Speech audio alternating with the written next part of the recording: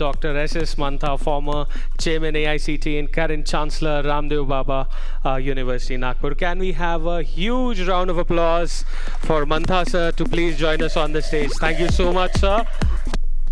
Dr. Suresh Patil ji, Dr. Pawan Agarwal ji, Plus 9 Media, and my invited guests on the other side.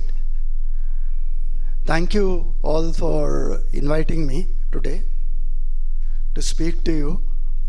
Since there is a restriction on time, I have a few points which I wanted to discuss with you all or share with you all, and therefore in a formal way, I'll read out my thought process so that the time can be shared on that. Now, having said that, the education space has been changing, and with the advent of AI in almost everything that we are doing, there are a lot of changes in the higher education space. And today I'll just speak to you about how the higher education space has been changing and what we need to do in future. So for many, many years, maybe 1,000 years, universities have actually evolved, in response of the great technological revolution. We know of this Industrial Revolution 1, which was the advent of steam engines. Industrial Revolution 2, which was the gas used as a prime mover. Then we had the digital revolution, we had the internet revolution, and today we have a revolution which is not one single technology, but it's a mix of several technologies. And we also know the invention, the printing press, which actually democratized education. It brought the experts' views back into the home. And Bible is a very classic example, which was limited to the churches at that time, was brought into the homes of the people. So writing preserved knowledge, the printing press democratized it, industrialization personalized it, computers digitized it, and the internet made it universally available. So that's about education as it moved. Today, however, we stand at actually a turning point, not because of one breakthrough as it happened during the industrial revolutions, but because of the simultaneous convergence of artificial intelligence, quantum computing, robotics, biotechnology, digital twins, extended reality, blockchain, Internet of Things, brain-computer interfaces, and space technologies. All these technologies have come together to change the education space today, unlike the industrial revolutions where one technology kept pushing the change. Now together these innovations, they are redefining how we learn, how we work, innovate, and even understand ourselves. Today is not the time for incremental changes. There are large changes that are happening. In the past, small changes used to come together and things used to change, which made a difference. Today, it's no longer incremental changes. There are big changes. And for centuries, the primary mission of higher education was creation, preservation, and dissemination of knowledge. But today, AI, advent of AI, it can retrieve, analyze, summarize, generate information within seconds. Now that has made a very big difference in the way we learn, in the way we teach, and in the way we, interact with people. And the true value will lie in cultivating what machines cannot easily replicate. AI cannot do a lot of things on its own. The empathy factor, the sympathy factor, these are things which are very human-like and they cannot be replicated. So their true value will lie in cultivating what machines cannot do, and that is curiosity, creativity, ethical reasoning, critical thinking, imagination, judgment, wisdom. These are some of the things that we as humans can very easily do, but machines will not be able to do. Now the university of the futures what kind of universities we'll have in future, they will not compete with artificial intelligence anymore, but it will teach students how to collaborate and strengthen using artificial intelligence in terms of everyday, working. Now, AI also offers perhaps the greatest educational opportunity in history. We are at the cusp of a change, a large change, and AI is there to help us. Now, every learner can have an intelligent tutor capable of adapting to individual learning styles, identifying knowledge, gaps, providing multilingual assistance, delivering personalized feedback. Now, the one teacher, one student concept which existed in the ancient times is coming back through AI, where personalized learning, personalized tutor experience can happen. Now, this transformation will also redefine the role of the faculty. So faculty must move from being a teacher to a mentor, to a guide, a philosopher, and so on. So again, we are going back in time to the concept of ancient education, or what we call as Sanatani Dharma that we know of. It's returning back through the form of technology. So as routine teaching tasks become automated, educators will devote more time to creativity, to research, innovation. At least that's the expectation. Now, equally transformative is the shift from one-time education to lifelong learning. There's no point where you get a degree, you get a diploma, or whatever, you get a certification, and then that's the end of the life. Those times are gone. Today, it's a time of lifelong learning. You have to keep on learning and keep on innovating, because the technology has been changing very, very fast. Just a small example here. In 2008, 2010, you didn't have a smartphone. And WhatsApp just came in 2010. So the first Apple smartphone was you had in 2008 and 2009, beginning of 2009. Now, having said that, the whole technology has changed. The first industrial revolution took 100 years to, come about, the steam engine, and the period to the second industrial revolution took 100 years. And then again, another 100 years took you to using gas as a propellant. And from that time, technology, the period kept coming down. The digital, change took about 40 years. After that, maybe 30, 20 years, you had internet. And after that, the pace of change of technology has been extremely rapid. Today, the lead time is just about 3 years. In 3 years, the technology changes. If you can update yourself, it's good. If you cannot, you'll be, and with the advent of cognitive computing and quantum computing in maybe next 3-4 couple of years, things will massively change. The entire coding industry, even that has been disrupted today. You have sites like GitHub, you have ChatGPT, which produce lot of content on the fly. So these are some of the profound changes that are happening. And research is undergoing an equally dramatic transformation.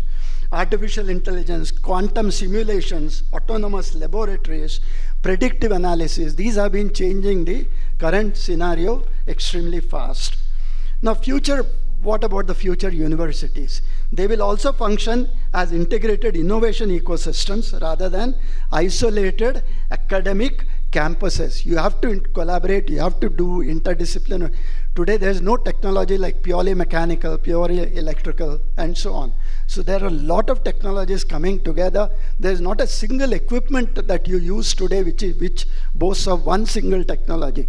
It has multiple technologies built into it, and therefore the education system also must move towards interdisciplinary learning, which means that interdisciplinary research must be a given thing in a university. Not just interdisciplinary, multidisciplinary research must is becoming a fact of life.